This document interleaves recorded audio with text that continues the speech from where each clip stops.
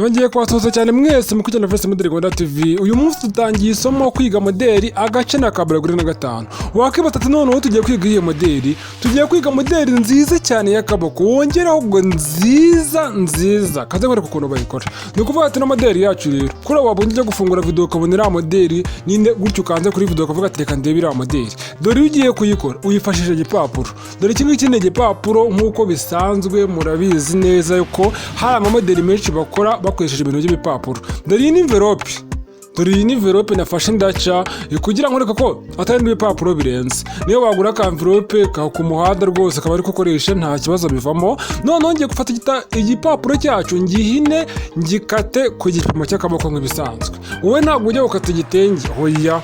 Iyo ugiye gukora ino moderi ntabwo iriya moderi ubanza ukata igitenge bwa mbere ngo ugiye gukata akaboko. Aho gufata igipapuro gihine kuri ukate akaboko uburebure bwako ni 10.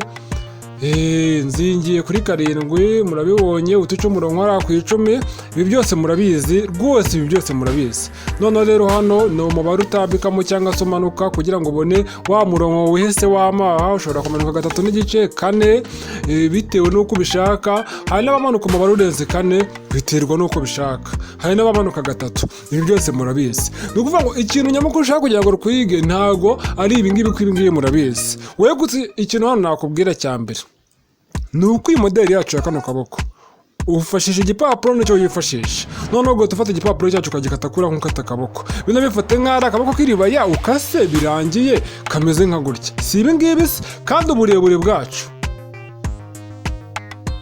ubonye yuko uburebure twapimye nibura renzamo nka rimwe rya kutiri. Ndatokwereka amakutiri hari buze gukora. Desatse igipapuro cyacu ngiki hano birarangiye byo kugikata. Ni ukuvuga ati none sasa wakibaza ngo iriya moderi yaje utuntu tumeze nk'uturinda ijyamo gute.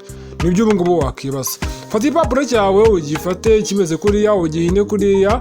Nomara kugihina ku buryo urubona akantu kameze nk'agahinnye hari hagati na hagati. None mbere na mbere kambaze nkureho rimwe n'igice. Iyi rimwe n'igice wakibaza ngo ni iki. Ni agasentire ko kaboko hasi ugakura ariko ntabwo mpita ngakata. Tegereza gato. Hano reba akantu ku kandi. Iriya rimwe n'igice ni ka kantu umuntu ashyira ku kaboko hasi kameze nk'agasentire nyine kazengurutse akaboko neza hasi. Kana rero karaza kuba gafite rimwe n'igice ariko ntabwo ngiye guhita ngakata. Nageze mpita mpina igipapuro cyacu kuriya.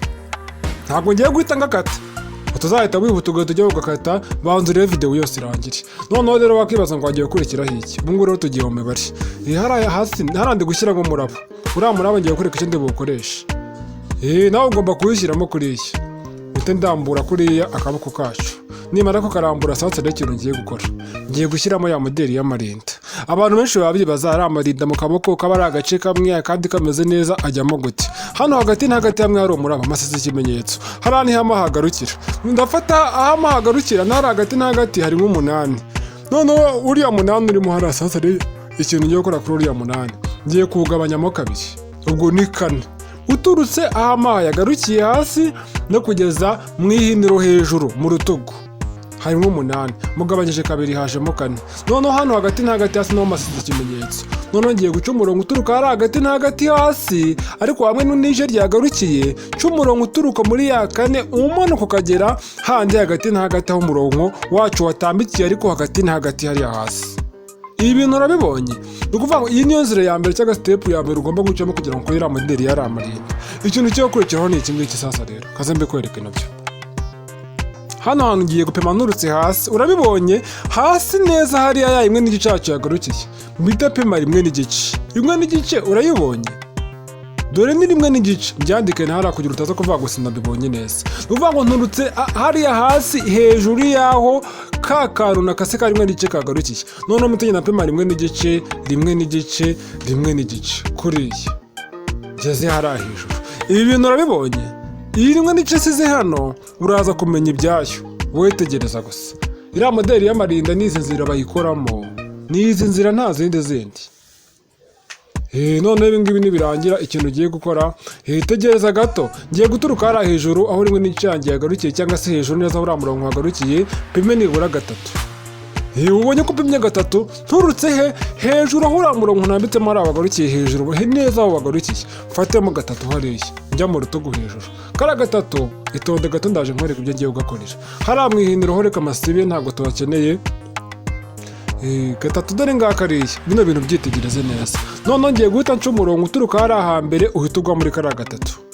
Ntabwo hose ndigenda pima gatatu, hoya tegereza gato nkwereke. Nakubwiye ati iri somo iga neza akantu ku kandi. Ibintu byo gutaruka urihutisha nubikora hari ibintu byinshi biri bugucike. Hano nagiye mfatamo rimwe n'igice, noneho ngiye gufatamo rimwe n'igice.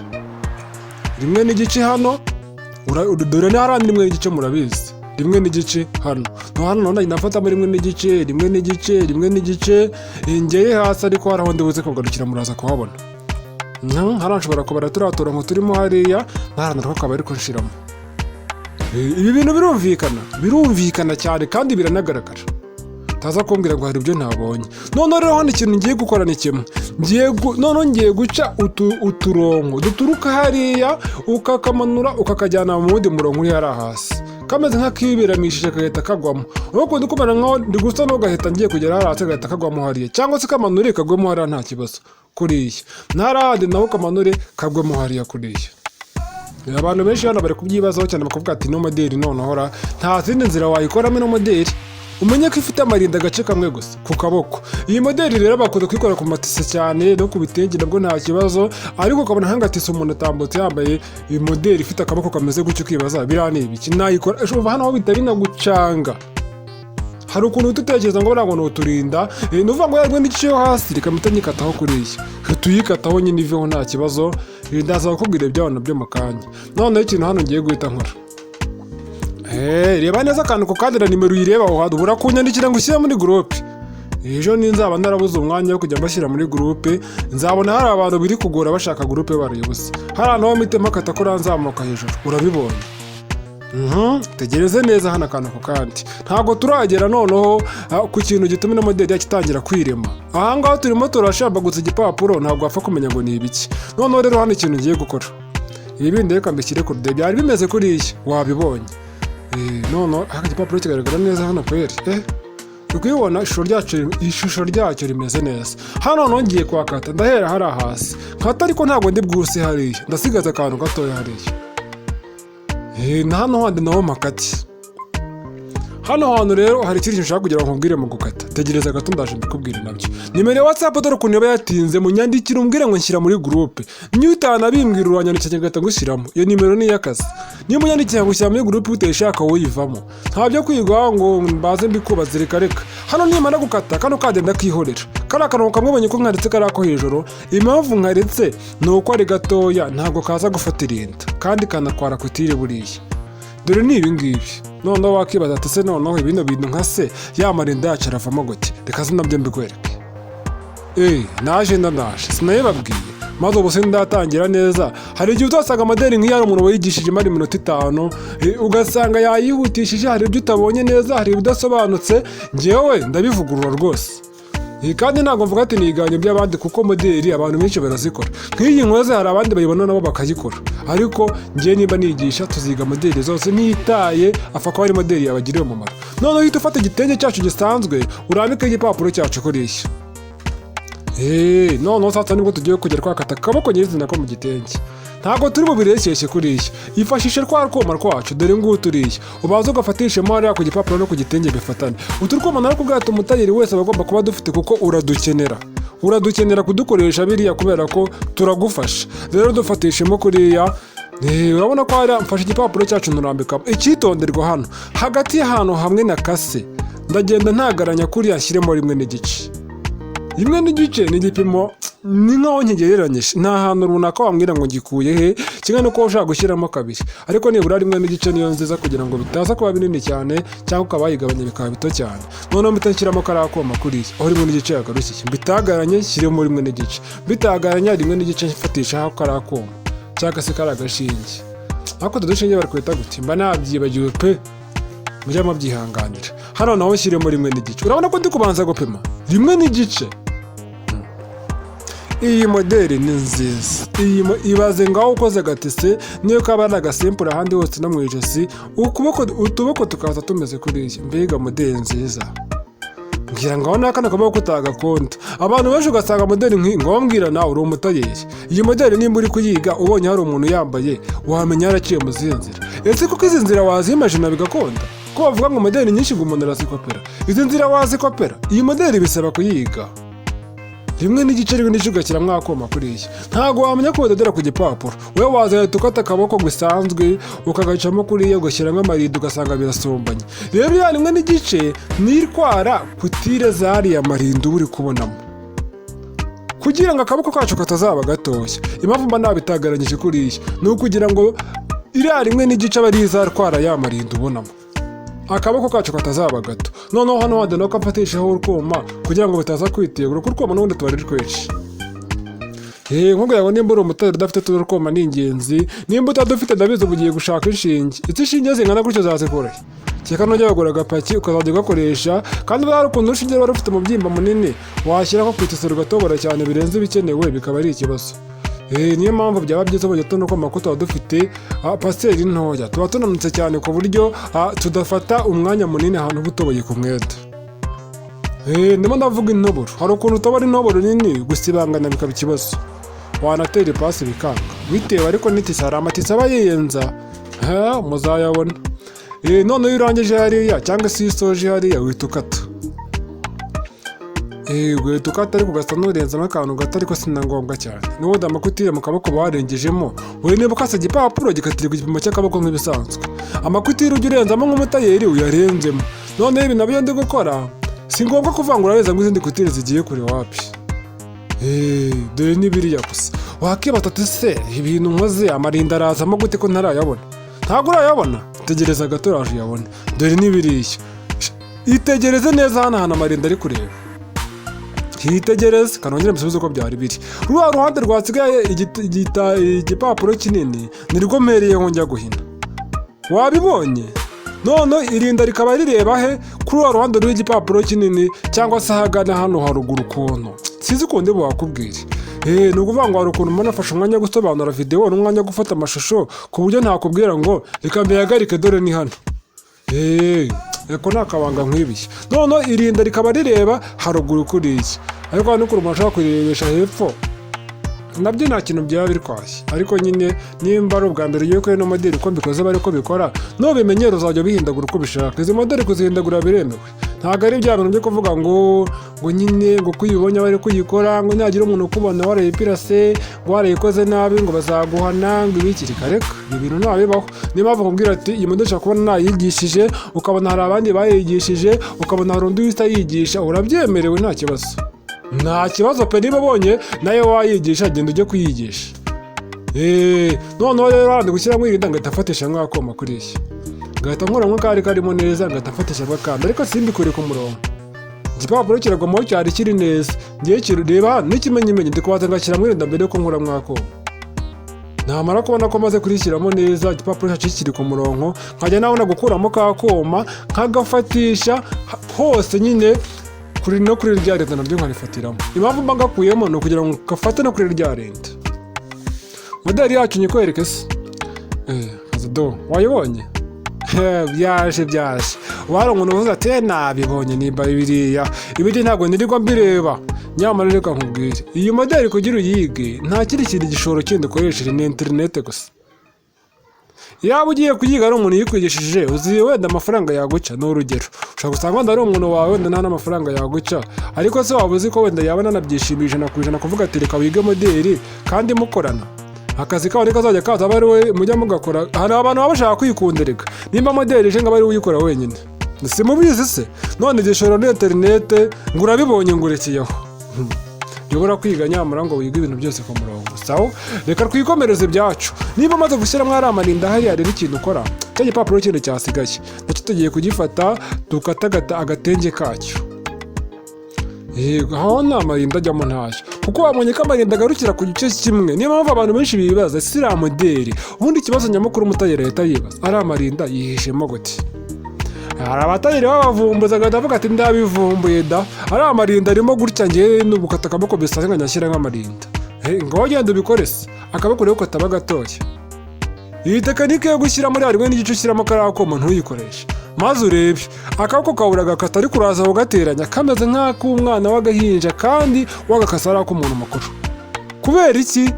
Amarinda yose aba yagarwaye yakamaze. urabona ko nka se igitambaro kingana na cya gipapuro kindi cyari cyasigaye. Ibi nabyo birarangiye, kambishyire ku ruhande. Noneho hano ka gatambaro kacu gafite 1 n'igice, ntabwo njye bukata 1 n'igice kuko ntabwo ndi buze kugatsirifira hasi ngo nkube rimwe, ahubwo ndakata nibura nka 3 kugira nze kugahina. Ndaza kuza kubikwereka. Dore hano harimo 14, nishaka nakata na 15, nta birenze nta kibazo, cyangwa se ukata 14 nabwo nta kibazo. Numva ngo ngiye gufata igitambaro cyacu. Igitambaro buriya hari ibitambaro bitayibona ku mashusho, hari abantu baba bambwira ngo nyamihindagura ibitambaro nkoresha na biriya ahubwira ngo hari ibitambaro ukoresha ku mashusho ntibigaragare neza, ugasanga ntabwo uri kubibona, biri kukwica amaso. N'aka kantu kari ku mashini hano k'umweru kagaragara ko cya kibazo cy'imashini nyine ni urumuri rw'amatara. Erega ibi bintu ntabwo wavuga ngo urabikorera hanze gusa ngo urumuri rwo hanze ntabwo rwaba ruhagije neza. Urumuri umuntu urarwongera niyo mvuga ubonamo n'igicucu kuriya aba ari urumuri ruba ruriho rukaza ari rwinshi. Sasa rero hano ngiye kwaza agatambaro kacu nkagorore neza, ndabona gasa n'akatagoroshye. Rero mpamvu mbwira ati ibintu ntabwo biba byoroshye, ariko ndashaka ko kiriya gicucu kiriho hano nacyo ngomba kugikuraho. Noneho kino kimeze nkareba ukuntu ngihindura kugira ngo kitazajya kigarura urumuri. Erega byose ni gahoro gahoro. Hari umuntu uhita abwira ngo ishusho ngo uzarihindure, ariko se koko hari umuntu utangira abonera ibintu byose rimwe. Niyo mpamvu usanga umuntu utangira abona ibintu byose rimwe akenshi n'igihe abipfusha ubusa. Yego nyine wowe bibyaza umusaruro bigakunda, ariko nka 70% bibapfira ubusa. Kubera iki? Kuko aba yarabibonye bitaramuvunnye, ntabwo ashobora kubikoresha neza ngo bikunde. Ngo urabihakana se? Ngo wabihakana. Ariko wa muntu uzi ko nemeye nkajya nkora video zirimo igicucu gutya. Aka ni kagatambaro kacu, burebure nibwo 3 kuri 14 cyangwa se kakira 15. Ngiye ko maze ko nyine baba byaravunnye video wenda igatangira yarijemye ya telefone iri nk'amayabya bindi mutango n'amashaza. Ngiye buriya ntabwo bya nyine nanjye wenda nanjye do umuntu kandi nanjye byamfira ubusa, ariko ntabwo byapfa kumfira ubusa gutyo gusa. Ibi bintu utabizi arabibarirwa, reka nicugekere, reka kwikomereza. Ni ukuvuga ngo sasa rero hano ntubona ko tumaze kubikata. Akazi k'igipapuro gasa n'akarangiye, ariko hari ntabwo nahita mbikura ko ari amarinda ahita ava ku murongo. Ngiye kubaza mfunga ari amarinda neza, nta kindi kintu ndi bukore, nta akadodo ndi bushyiremo, ariko witondere turarwuma utaza kutudoda. Mu gihe cyose ugiye kudoda hariya abanza urebe turarwuma rimwe utadusize ku ruhande cyane kugira ngo utaza kudukubita urushinge rugacikamo, cyangwa se ukaba wakangiza imashini yawe. Niyo mpamvu nkubwira ati badushyiremo akadodo kuri agafata amarinda atava ku murongo. Biriya ntibirangiye, dore n'ibiriya gusa nashakaga. Noneho hano naho hagomba kugira utuntu kuturinda dusa n'utugera hirya, ariko dusa nk'ari hafi ya ntarwo. Ibyo turaza kubikora nyuma, muraza kubibona cyangwa se mu kanya.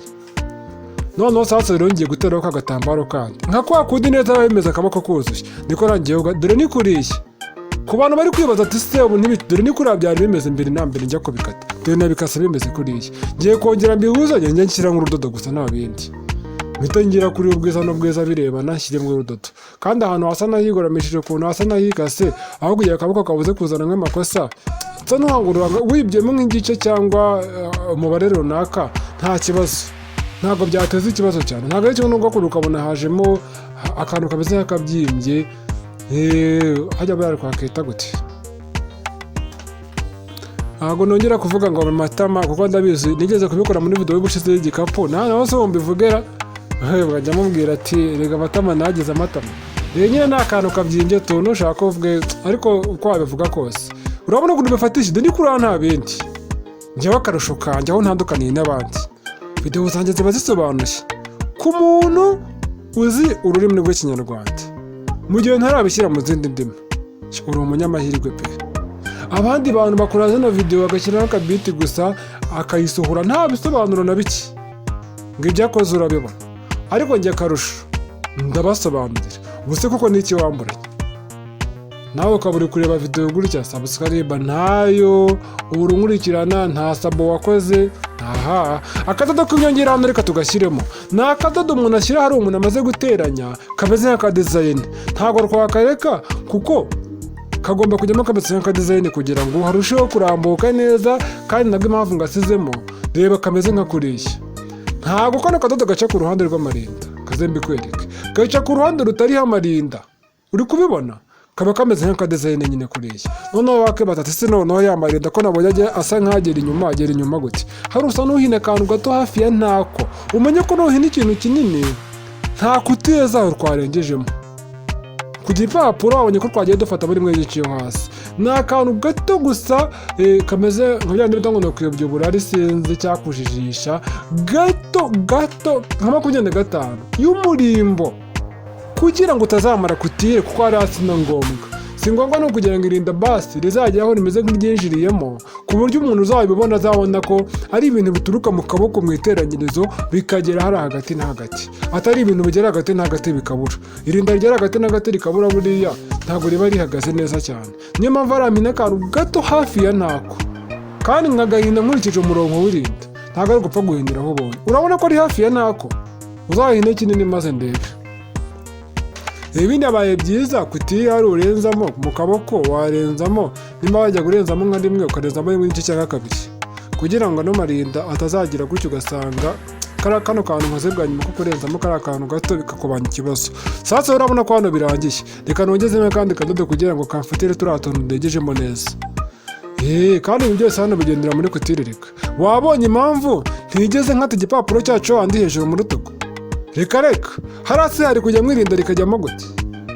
Ese ryajyamo ntiryagendera muri kutiri y'akaboko bikagaragara nabi? Aya se sahagije kuko hari ukundi kuntu wareba moderi kutari kuno. Irindi banga nshaka kugira ngo nkubwire, ariko nayo nditekereje nonaha, ni ukuvuga ngo ku muntu ugiye gukata amaboko abiri, menya neza aho amarinda uzayarebesha, menya neza aho akaboko utazakora amaboko. Ni ukuvuga ngo nimba ukase igipapuro kimwe, menya ngo ubwiza bwacyo ni ubu, ububi bwacyo ni ubu, ugereranye ubikore gutyo. None uhita ukata ikindi kingana nacyo cyo ku kandi kaboko, nacyo umere nkaho urebanyishije ubwiza n'ubwiza. Noneho ku buryo ubwiza n'ubwiza uri bubirebanyishe ugasirinya ku bubi. Noneho mu gihe ugiye gukata akaboko kacu, amarinda azajya areba ku mpande nyine zigiye kimwe. Utazakora akaboko amarinda amwe akareba areba inyuma, andi akareba areba imbere. Ibyo ni ibanga nkubwiye. Ufite amahirwe yo kuba wumva Ikinyarwanda, hari abantu bakurikira zino video bari abanyamahanga ugasanga rwose ibyo mvuga ntibanabyumva. Ayo mahirwe wayabyaje umusaruro wowe. Ntabwo ndategura ukuntu bazajya byandika hasi, ibi biracyarimo gutegurwa ni gahoro. Erega ibintu byose ntabwo bibonekera rimwe, kandi ntabwo naza kubagora pe. Ngo mbabwire ngo nkeneye ibi, cyakora ngiye kuzashyiraho nimero y'inkunga hasi ku muntu wifuza bya bindi by'ibyo kwifuza, avuga ati ngiye rwose ndanyuzwe, ndumva nshaka kumufasha kwagura ibikorwa byiwe, ndanyuzwe. Karane ka gasentire kacu ko hasi komeke hasi nk'ibisanzwe, banza ugafungira imbere ku bubi. Ubwiza bw'agasentire burebane n'ububi bw'akaboko kuriya hasi, nurangiza uhita ugahindurira inyuma. Kano gasentire ushobora kugashyiraho kuriya, cyangwa umunsi imwe ukagashyiraho ubucafu bwose burebamo imbere ukazasirifira. Ariko impamvu njye mbikoze kuriya ni ukugira ngo nshyireho akadizayini k'akadodo ko gukoba hariya. Kariya kadizayini k'akadodo gahita gakubitanira na ka kadizayini kandi nasizeho hariya kuri hariya marinda, biba utudizayini tubiri.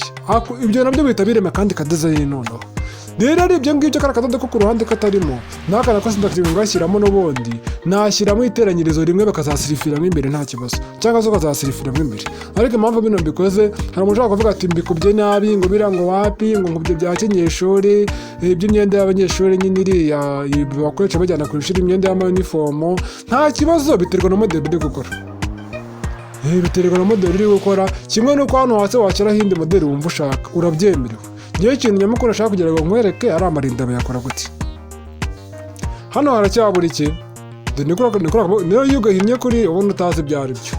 Akenshi hari igihe ugahina kuriya bitewe n'uko ari amarinda, aba ari igitambaro cyongeye. Iyo ukarambuye kuriya urabibona. Niyo mpamvu abantu benshi uzasanga barigishije ino moderi bazakwereka ifoto karambuye kuriya gusa, kuko nibwo kagaragara neza kuriya.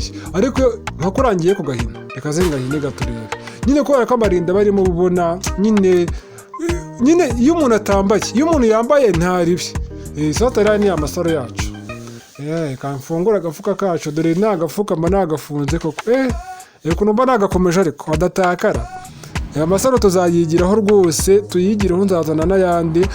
N'ibindi bipesu byiza by'ibirabyo byiza tuzabyigiraho, dukomeze kwiga tugere kure.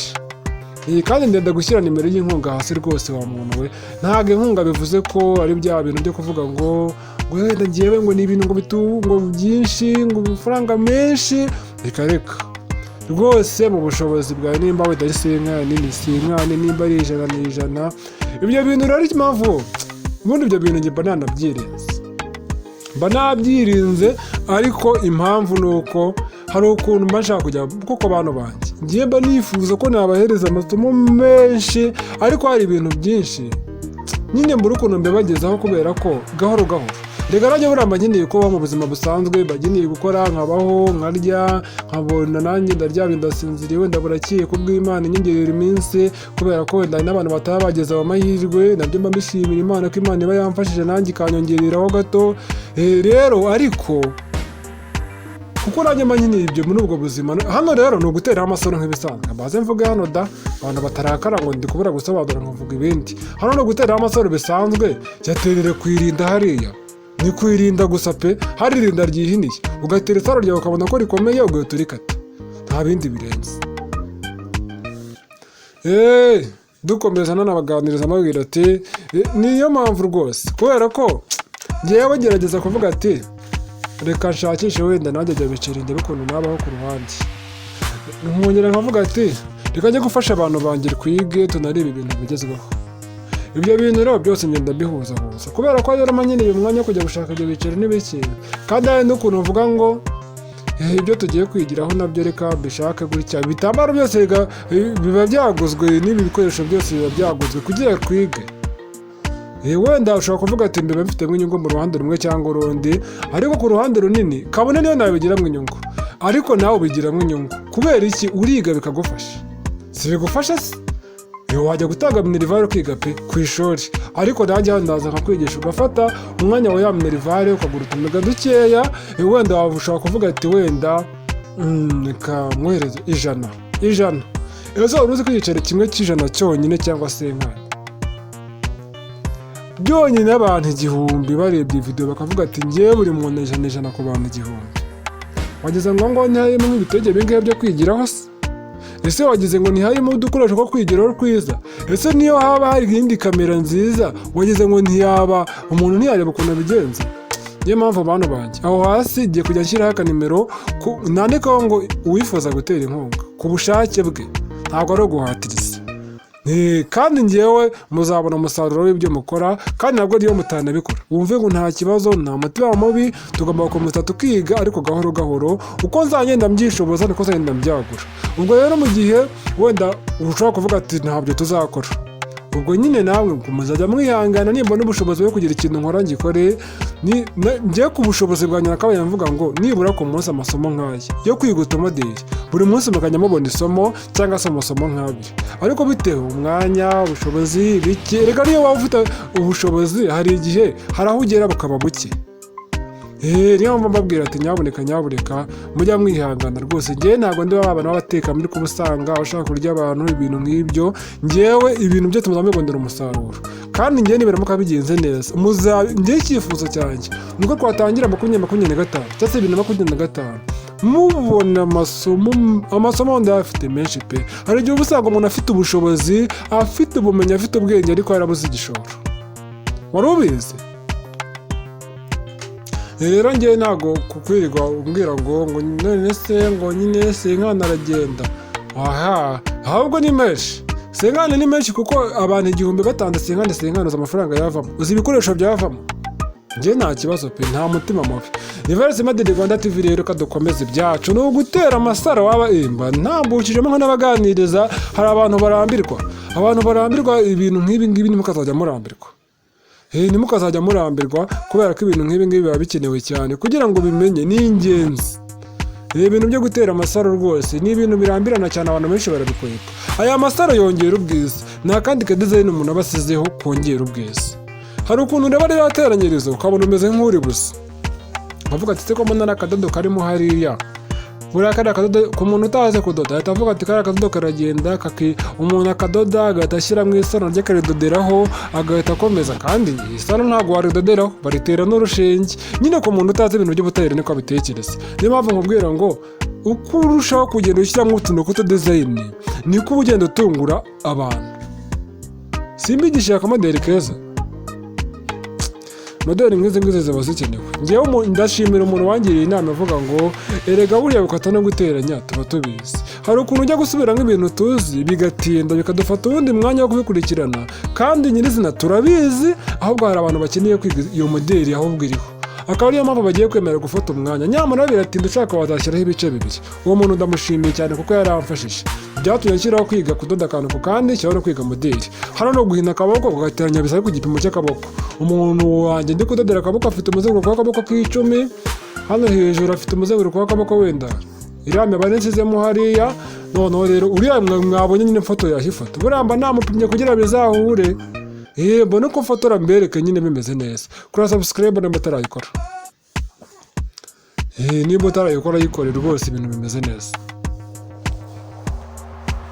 Noneho ututeranya kuri iki iyi moderi kuko nibafashije ibintu byo kureba amamoderi cyane y'amafoto nyine nabyo bizajya biza, ntabwo bizabura, ariko ibintu nk'ibi ngibi ndashaka kugira ngo mbyibandeho cyane kurenza biriya byo kureba amamoderi, kuko amamoderi n'ubundi arahari mugenda muyabona, ariko kuyiga aribyo bya mbere by'ingenzi. Kandi mu kuyiga nzajya nca inzira zose zaba zoroshye zitatinda kugira ngo turusheho kwiga amamoderi menshi, ko nta moderi n'imwe turiga kabiri, ariko tuzanabikora. Njye ninzagira ubushobozi bwo kureba akaboko kacu hano kararangiye. Hano ubona utazi ibyo ari byo ukabona ari aho bikuru yaro bimeze gutya. Kubera iki? Hari amakutira bagiye yihinamo ari rimwe n'igice, uzaka akaboko nimba hagiyemo wenda nka 8 nk'eshanu nk'amarinda 5 rimwe n'igice, wenda ukagira gutya 5, wenda harimo wenda nk'umu 7 n'igice, ugasaka n'igice yongereho hari ako kaboko utazi ahantu yagiye ko yagiye mu marinda. Hano rero ni kuri aba bimeze. Reka noneho nkakwereke gutya, kanongere nkwereke saturo umuntu yambaye, urebe ukuntu moderi yawe izabimeze. Nibiriya gusa waneze ngo tucomeka akaboko kwiribaya, gusa ibangana kubweririmo.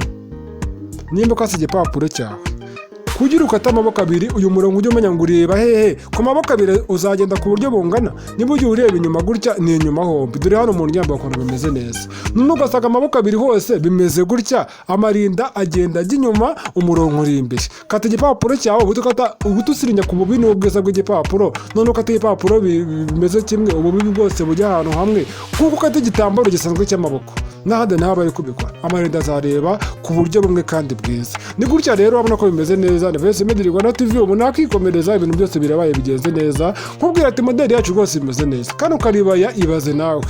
Urabona atari byiza? Jya muri comment, nizere ko subscribe. Bye bye, rero tuzabona mu zindi video. ISOMO Rwanda TV ndabakunda cyane. Nimero WhatsApp ngaho hasi, kandi nimero y'inkunga nayo aho hasi, ujye muri description urayibona, cyangwa naho hasi uraburi kuyireba.